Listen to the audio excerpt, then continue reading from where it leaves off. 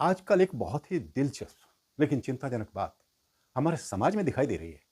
आज बहुत से लोगों के पास पहले से ज़्यादा पैसा है, सुविधाएं हैं और आज़ादी भी है। लेकिन इसके साथ-साथ एक और चीज़ बढ़ रही है, रिश्तों का टूटना।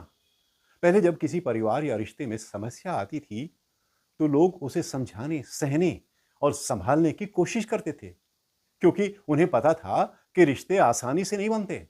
लेकिन आज स्थिति थोड़ी बदल गई है।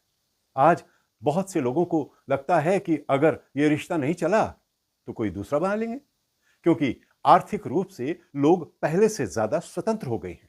अकेले रहने, अपनी जरूरतें पूरी करने और अपनी दुनिया बनाने की क्षमता बढ़ गई है।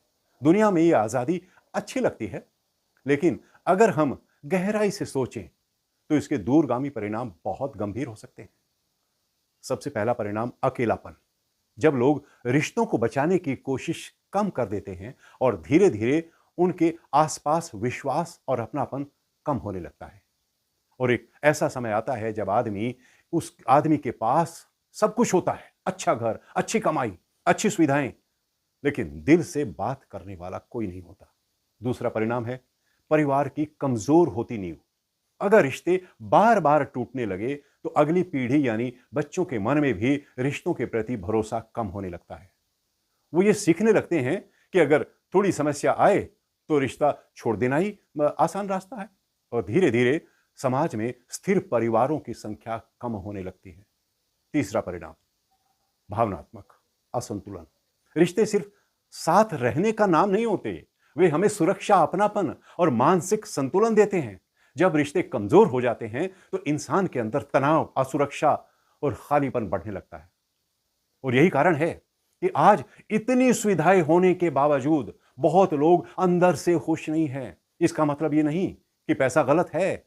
पैसा जरूरी है और अच्छी जिंदगी के लिए महत्वपूर्ण भी है। लेकिन समस्या तब शुरू होती है जब पैसा रिश्तों की जगह लेने लगता है।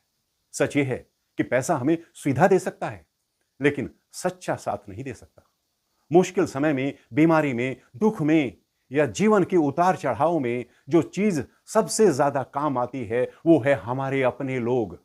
इसलिए हमें यह समझने की जरूरत है कि रिश्तों को बचाना कमजोरी नहीं, बल्कि परिपक्वता और समझदारी की निशानी है। कभी कभी थोड़ा झुक जाना, थोड़ा समझ लेना और थोड़ा माफ कर देना, यही चीजें रिश्तों को लंबे समय तक मजबूत बनाए रखती हैं।